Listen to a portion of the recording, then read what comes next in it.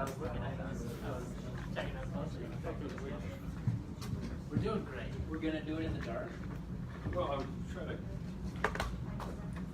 You can't see the PowerPoints right there. You don't count the lights.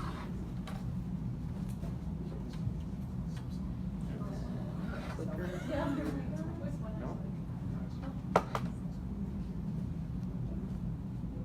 Okay.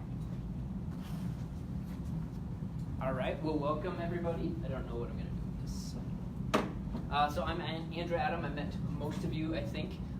Who was able to enjoy the weather today? Outside a little bit? Yeah, good stuff. I was going to go out in my backyard and enjoy the weather a little bit, and then our lawn company, bless their heart, came and sprayed and put a flag that said, "Don't go on the grass." And stuff. I was like, yay! Okay, I'll go outside. So I'm just going to tell you guys a little bit for the presentation tonight about my journey from 0 to 16 units. So it is my journey so far, and I'm trying to get used to this.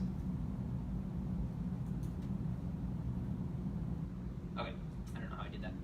So a disclaimer here, guys. I'm just going to use some general numbers here, so please talk to your broker, banker, agent, property manager for specifics about your situation. I'm not giving advice, I'm just kind of talking about my experience so far, and then also there are lots of people, even in this room, that have way more experience than me. You know, someone in here 20 years doing this. You know, I know James got like 33 units, so I don't know everything, but I have learned some stuff, so hopefully there'll be some value given here. I do have a real estate license, property manager, and I consume podcasts, books, and go to conferences and meetups like they're going out of style. So if I do mention any jargon that you don't understand, please stop me. I'll just assume everybody in here knows what I'm talking about, but stop me if you don't, so I'm not going to define every little thing. So would I be able to turn on the lights? Yeah, you go guys, ahead.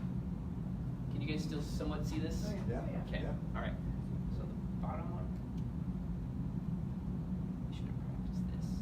Okay, a little non-real estate background here. I'm 30 years old, moved to Sioux Falls 13 years ago, went to college to become a zookeeper, Augustana, woohoo! Any Augie people? Any USF people?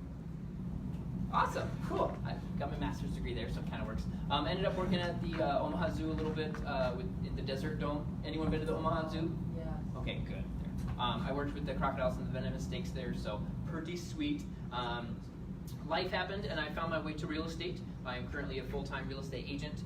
My wife and I live in Brandon, and we invest in Sioux Falls. We have 2 cats, no kids yet, and we have less than 20 reptiles. I used to have 150, so that's kind of saying a bit. How many do you have? I don't know if any hatched today, and so many for a while, so. Okay. All right. So, in May of 2012, got our first house, a nice little duplex here. We were first-time home buyers. I really didn't know anything. It was built in 1885. That's not a typo. It wasn't 1985. It was 1885, like when South Dakota was becoming a state. So, long time ago. 2 bedrooms upstairs, 3 bedrooms downstairs, and we lived in the top, rented out the bottom to some college friends by the room, so $250 a piece. That was pretty nice. Bought it for 3% down, which was sweet because that's not a lot, because we were going to live in it, and then also with seller credits, I think I wrote a check for around $1,200 to get my first rental. So awesome way to start out. Was that an FHA loan? Is that, how did you do that? I think it was a first-time home buyer program. I think it might have been FHA, but if we weren't, I think it was FHA. Yeah. Okay. So some things I learned at the duplex. Keep in mind here, I learned these, so I know them now. So don't judge me too harshly. So I know now that being a homeowner means going to Menards or your choice of home improvement store to check all the GFIs before you call the appliance tech. So everybody in here obviously knows, but I didn't. Okay, a GFI, you know, the reset button between the outlets. Well, my fridge stopped working, okay? Well, there wasn't a GFI on the fridge, obviously. Well, there was a GFI on the counter that had tripped, and so I couldn't figure out why the fridge was not working. So $80 later, the appliance tech told me, push the reset button. I'm like, okay, never gonna forget that. So, you will get good at painting. I'm sure all of us have done a ton of painting if we own any type of real estate. Getting under the sink, And cleaning out pipes is really not that bad. I mean, sometimes you get some gunk on your face, but it's a really effective way to clean this stuff. You don't have to be too skilled. I did it. I got really good at toilets. Holy cow. At one point, I was managing, I was responsible for like 12 toilets, and I was actually kind of proud of this, like within 15 minutes or less, like take the whole thing apart, put the whole thing back together, like on those, war movies, they could do that with the rifle. I could do that with toilets. Like there's only 2 bolts, wax ring, like boom, boom, I got it down, got my shop vac. Anyways, I don't do as much of that anymore. I also learned that changing the furnace filter prevents a ton of HVAC issues. Working in property management later, it was just time and time again. It's like, oh, would a clean furnace filter have helped this? Yes, all the time. My first winter, we had issues. Obviously, it was after hours, so it's going to be more expensive. You go out there, and it was a nasty furnace filter. He showed us how to change that. I didn't know how. There was a dead bat hanging on it. I don't know how long we were breathing in, a dead bat, but now I change my furnace filters religiously. So just things I learned there. Keep in mind I wasn't a homeowner before this. You need to know who to call, electrician, plumber, HVAC, all that beforehand. So that was some stuff I learned. So house hacking by the numbers. My PITI was about 735, electric was around 50, trash around 25, water sewer was around 60, heat was 80, obviously closer to 200 in the winter, and like $6 in the summer just to heat the water heater. So all in, before maintenance, which I was doing it myself, vacancy, we didn't have any for 3 years, and CapEx, we waited like 5 years before we put a bunch in there. So like my monthly nut was $950. So wasn't too bad, especially since we were renting at the bottom for $750. So really, all in to live, I had to pay $200, and it was mostly utilities. So pretty sweet gig there. Just not to get too much into this, but some background here. We had some student loans. We just graduated, got this house and everything. We had about $66,000 in student loans, and the debt payment total, principal, interest, and everything was going to be $750 a month essentially, and didn't want that. So long story short, we worked really hard. My wife and I each had about 3 jobs at a time, and then after 2 years, we became debt free. So I think personally, in my opinion, that personal finance is a huge part of real estate. I mean, really, if you don't have your own personal stuff together, you're like drowning in credit card debt and stuff. Like, to take on any type of real estate is actually a business, any way you look at it. So then to take on like huge lines of credit, mortgage payments, all that stuff, putting other people's lives in your hands, essentially, like, I think you need to have your personal financial stuff in order, which obviously that you're always tweaking, but so little shout out to Dave Ramsey there. So our debt was gone, our bad debt. We still had mortgage debt, obviously. But now we could build wealth, so that was pretty cool. We had that $750 that we were sending to the student loans, and actually a lot more than that because we paid it off early. That wasn't there anymore. So kind of like the debt snowball, you pay all it off. Well, now we can actually go the other way and start saving up for rental, which was pretty cool. 2015, we moved to our primary residence. We had both gotten raises over the past few years. Our debt was gone. Now that we were out of the duplex, renting out both sides, it was cash flowing a couple $100 a month. So another thing then I learned, I'm sure a lot of you guys already know this, but if you're not going to live in the rental property unless you do some creative stuff, traditional bank financing, you're going to pay 20 to 25% down. I mean, that's not $5 grand, that's like closer to 40 grand. So you kind of got to have a big snowball going and for a while before you get that. So that was kind of eye-opening. I mean, I'm sure you could figure out a way around this, but the traditional route, that's kind of the pill you got to swallow. Did you go traditional? I did, yep. My story's kind of boring. I bought everything off the MLS. I saved up. I got it. Did that. I didn't do anything crazy creative and that type of stuff. So 2016, my wife and I, at the beginning of that, we bought a 4-plex. These are pictures of that. I had an awesome contractor do tile and a ton of the work. I got good at fixing sinks. So we had 6 rental units. Later on, I would trade the 4 greenhouses into a red hotel. And some lessons on the 4-plex were replacing sinks, toilets, light fixtures, painting and cleaning, obviously. And then once I had 6 units, and there's multiple vacancies or multiple rehabs going at once, I actually kind of needed to start developing some systems. So started getting into good at doing marketing, showings, running applications. How do I put a lease together, rent collection? I mean, when we were renting 1 unit to our friends, it wasn't a big deal. Once we had 6 units, kind of had to start developing some of those systems. Yeah. I reinvented the wheel. It's proprietary information. No, obviously reading books and blogs. I use Cozy right now for my property management software. Once I get over 100 units, then I'll use Appfolio. And leases, just had a lawyer write those up. And I try to do rent collection. The fourplex here, they were collecting rent cash on a weekly basis. The landlord would show up and collect what they could. I'm like, yeah, we're not gonna do it like that. So I eventually got everybody to pay online to where we could go on vacation and I would get rent in. It was awesome. I don't even like doing the check is in the mail type of thing.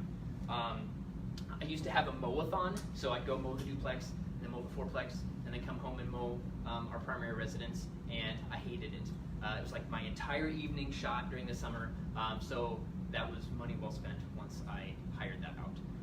I had to learn how to budget. I mean, I spent, $5-10 grand within the first couple months, but because I created an LLC and had a new bank account, I had 0 interest credit card for the first year, so that was cool. So I put the whole rehab on that, but then it cash flowed well, so then it was all paid off, so I didn't have to pay any credit card interest. So lines of credit and buying supplies. The fourth one was super cool because it's worth drawing out.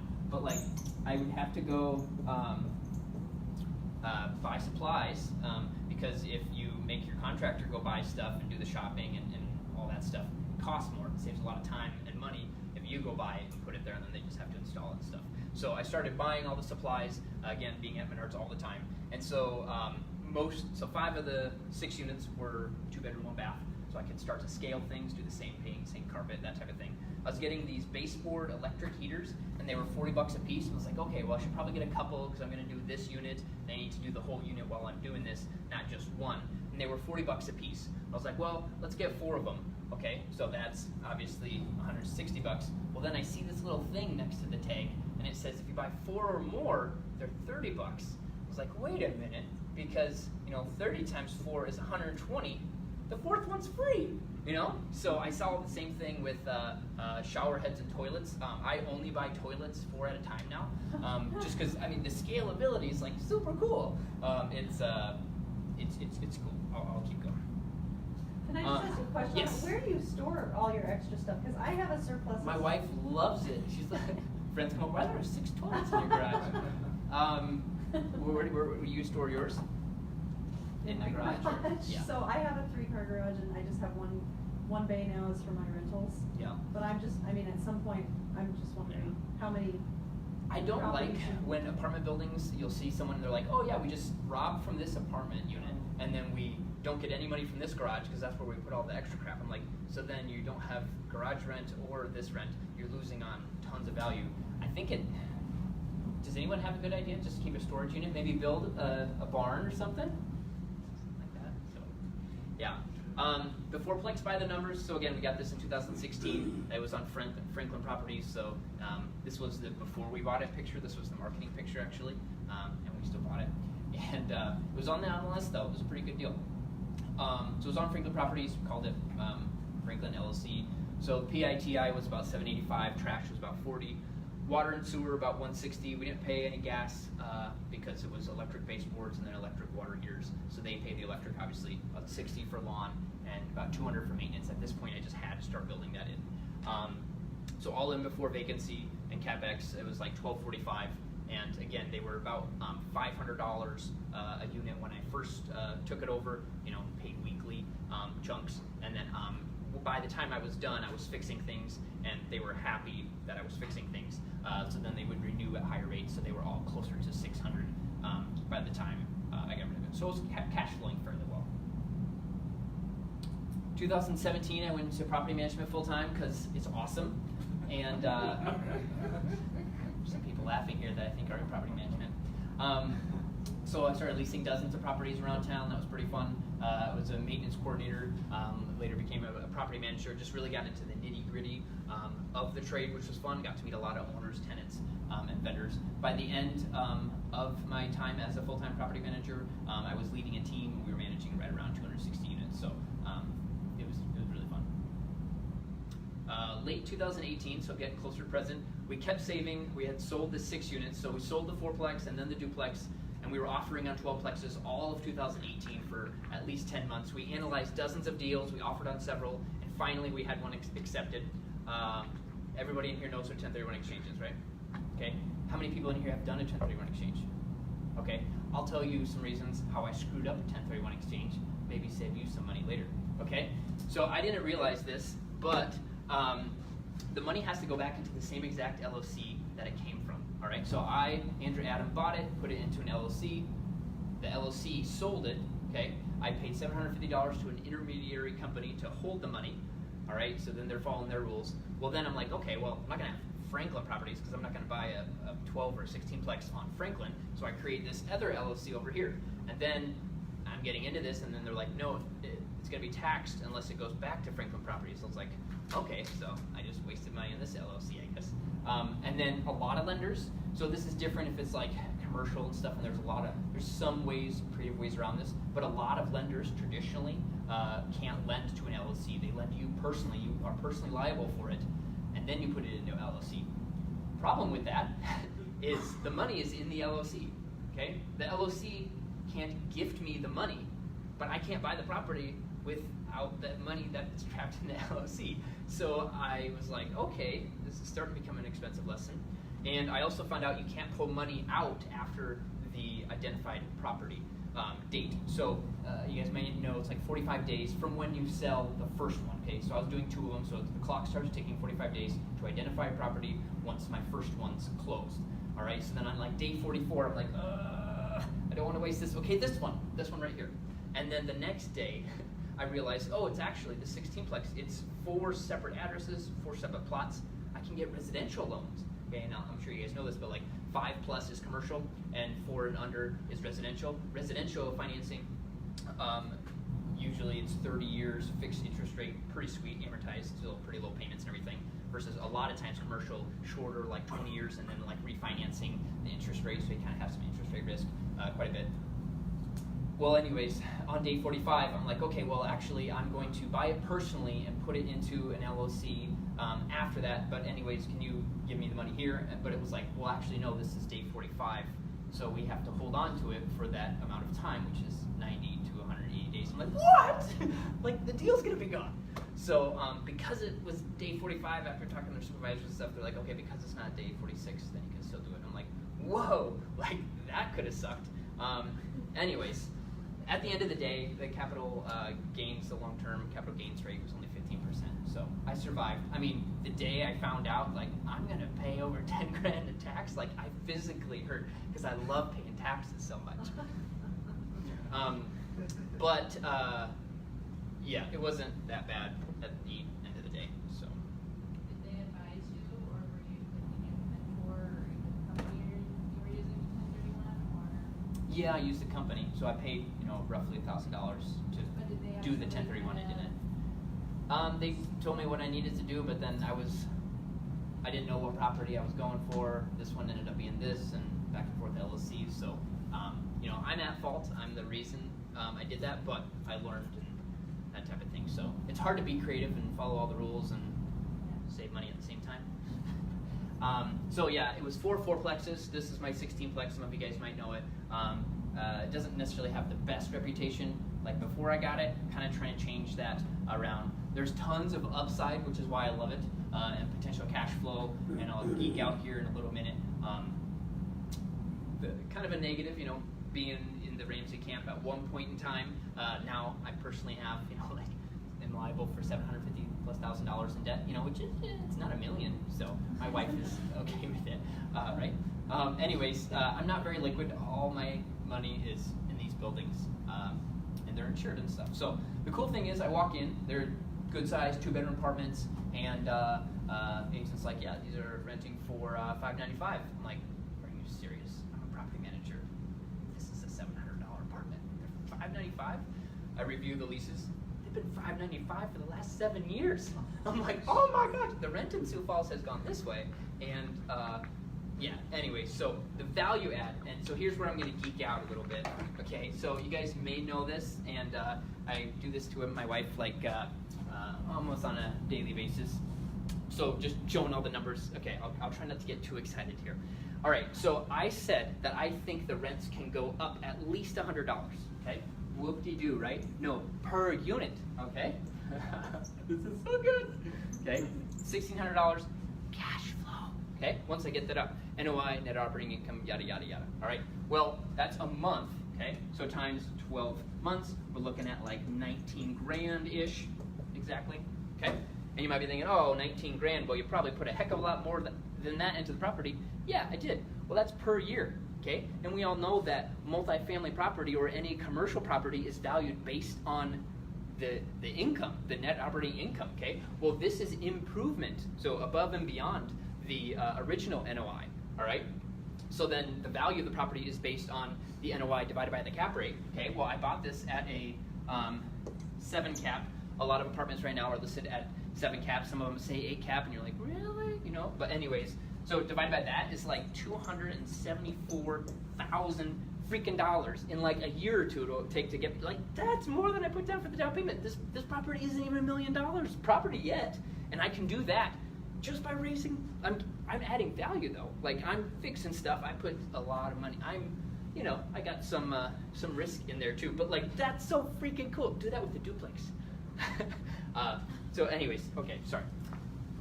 It's pretty cool. So the beauty of NOI, again here, just another real quick. So, I mean, obviously if I raise $100, everybody can move out, okay? Cool thing is I already sent renewals out to 7 of the 16 tenants, and they all renewed.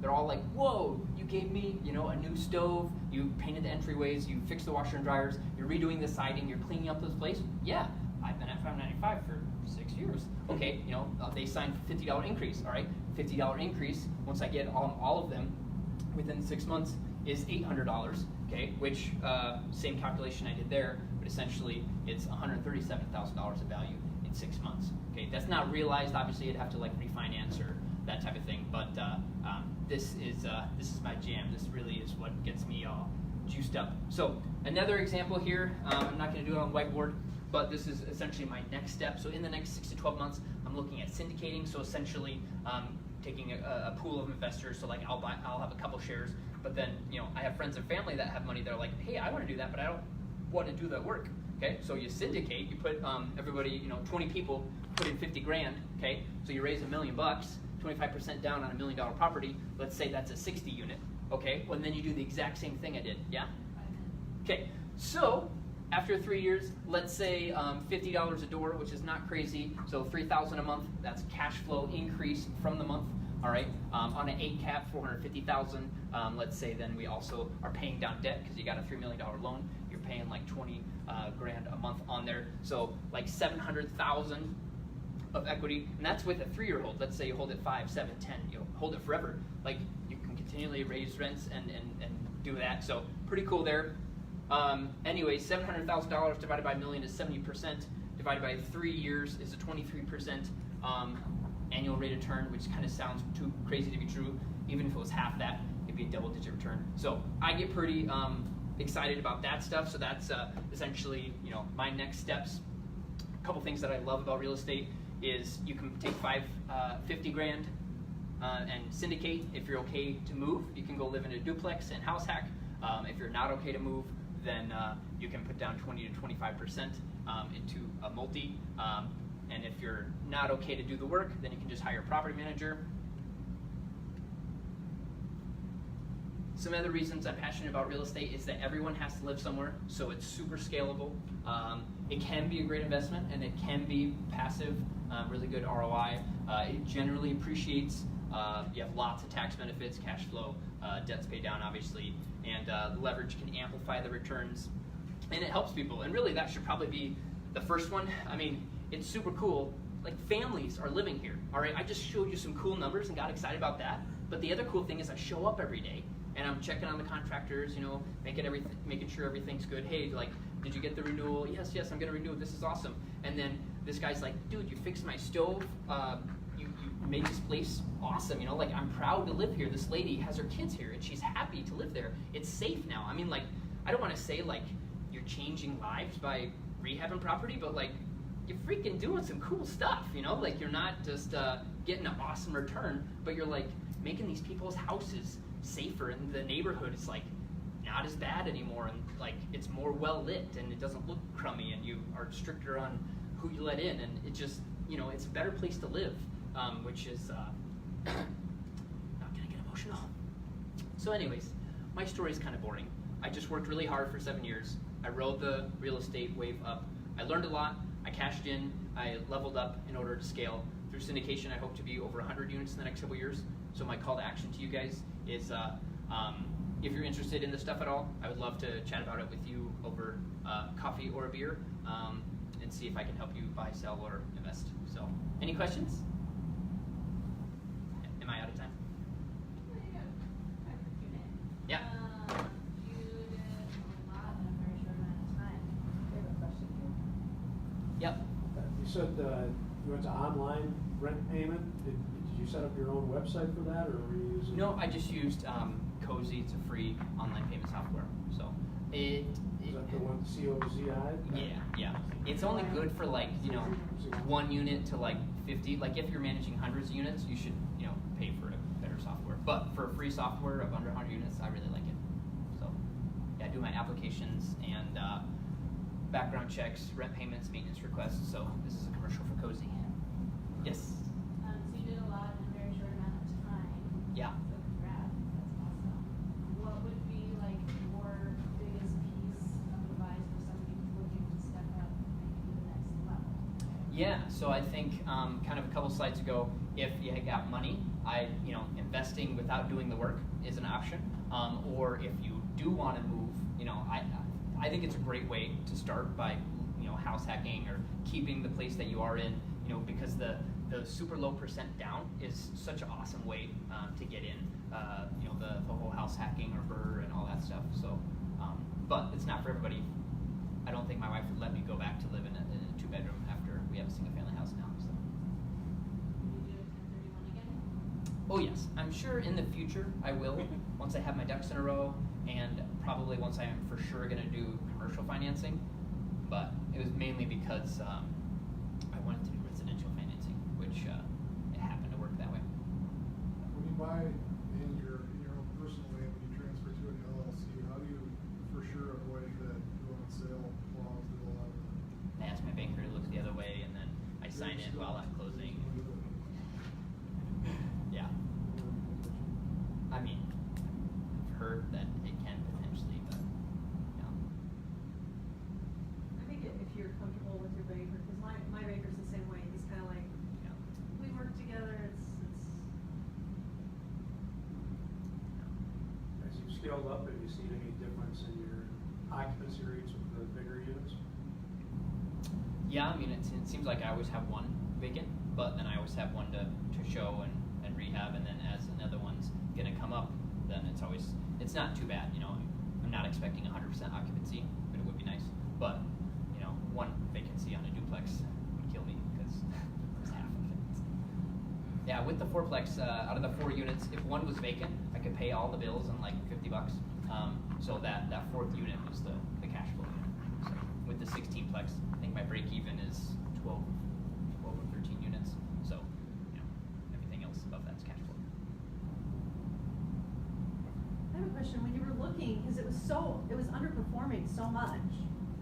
It wasn't on the market. At what point did you realize that? Because I see a lot of stuff on MLS, and they're very tight with it, especially for commercial. Like they'll only give you very, very little information until you get really far down the process. When did you realize that? I mean, I had to have a accepted offer a lot of times in commercial properties, because they're not going to let you disturb all the tenants and stuff until you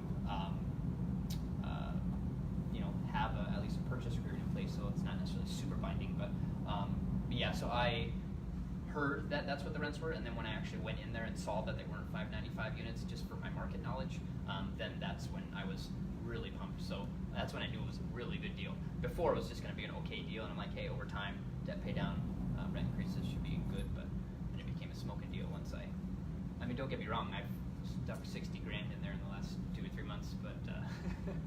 So when you were saying that you've analyzed all these other deals, all these other commercial deals, Sure. Have you visited them all? Like you've signed purchase agreements with them all, go see them, or? No, I only I didn't get any accepted offers except for the last one. I mean, we would go back and forth, but I'd walk the property so I get a feel for it there, and then they would give me some information. information, which sometimes the pro forma, it was like just quick and dirty, like, yeah, 40% expenses. I'm like, okay, well, I can look up the taxes. Right. I know I can verify utilities, so I kind of had to ballpark some stuff. But